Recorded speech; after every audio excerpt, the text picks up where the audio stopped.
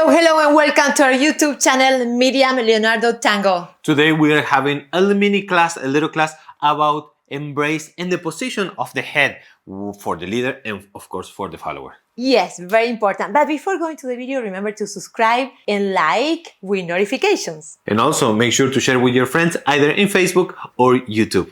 Yes. Okay, let's do the work. Yes. Okay, now first things first. Let's talk about the embrace. Yes? The embrace, the position, some leaders will always ask, what is the good height of this hand?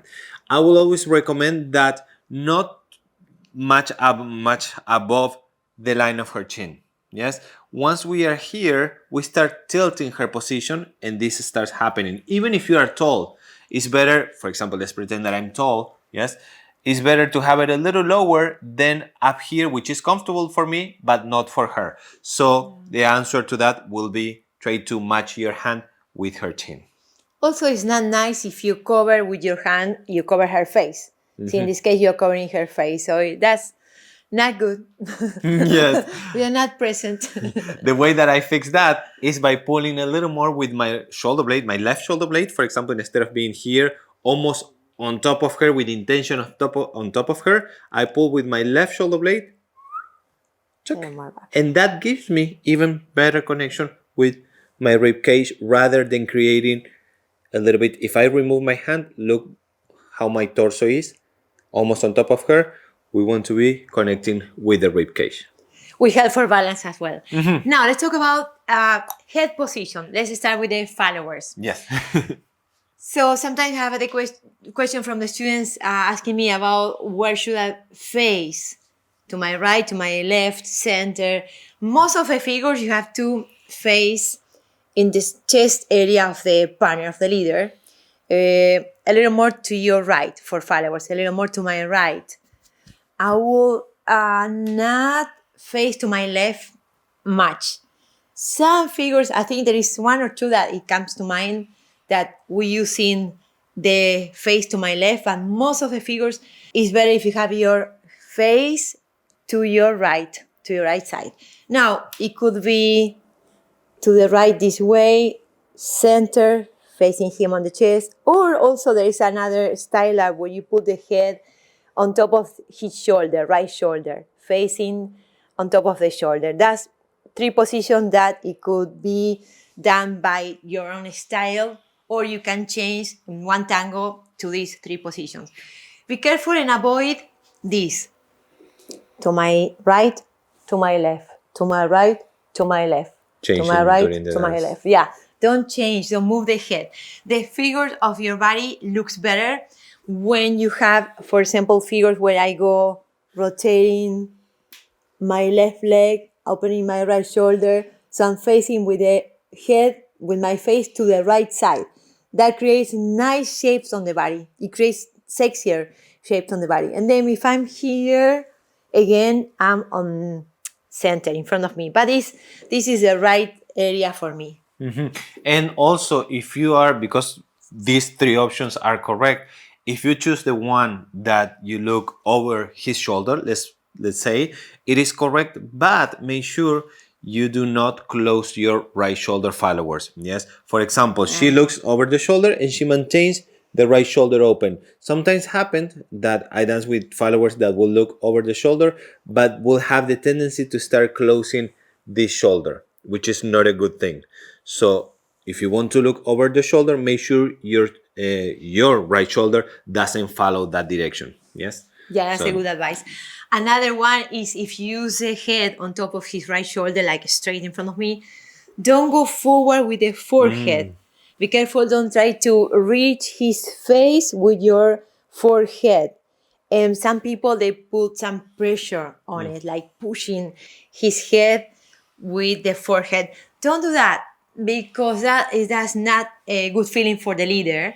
Also, if you are not having control of that, you may put a lot of pressure, and then you're doing the figures from here, like you're moving and you feel the head going forward, moving side and side.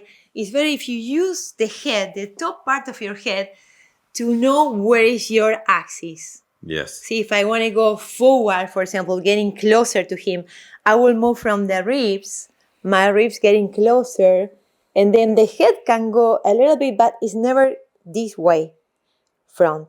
It's always keeping my center, my axis, feeling that on top of my head.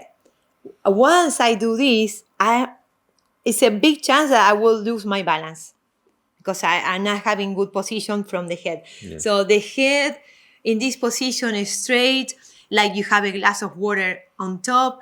It will help you a lot to move the hips, to move the torso, and never lose your balance. This is a big tip for keeping your axis, your balance, your center. Imagine if you are leaning forward with the head, with the forehead, like Miriam was mentioning. It is actually what is happening. He's supporting your axis, your balance with his face. That's actually what is happening if you put the forehead on his face. So don't do that. It's not a good thing. Yeah. So the other thing that I would like to mention is leaders also with the head. Sometimes I see a lot of leaders looking for the connection with the forehead. And I notice in private lessons and different chats with followers, they will mention, "Oh, he was pushing me down with the head," and actually it's, yeah, if you're doing that, please don't. Because some leaders, and I will see, tell us on the comments if you see this at the Milonga, leaders doing dancing here. Yes, so it's not a good thing. One reason is that we don't look good because we start putting like a curvature in our back. Not good. The other thing is that we actually collapse her back. Can I do it one more time? So if you see her, when I start doing this, I'll be gentle. But when we do these kind of things, we start breaking the line of her back. She's actually, we are pushing her down, which is not a good thing. So make sure whenever we want to connect, tuck, if you want. I have the intention, the idea of getting closer with this side of my head, but never breaking the line of my neck to get close to her. So make sure, leaders, you do not push her down with your forehead. Now let's talk about the head when we walk. We do a walk on the right, center, or on the left of the followers. So if he walks on the right side, I'm facing to my right, I can face him, I can face to the shoulder area, left shoulder area of the leader. When he's in front, walking in front of us, we can be in this position. When he's on our left,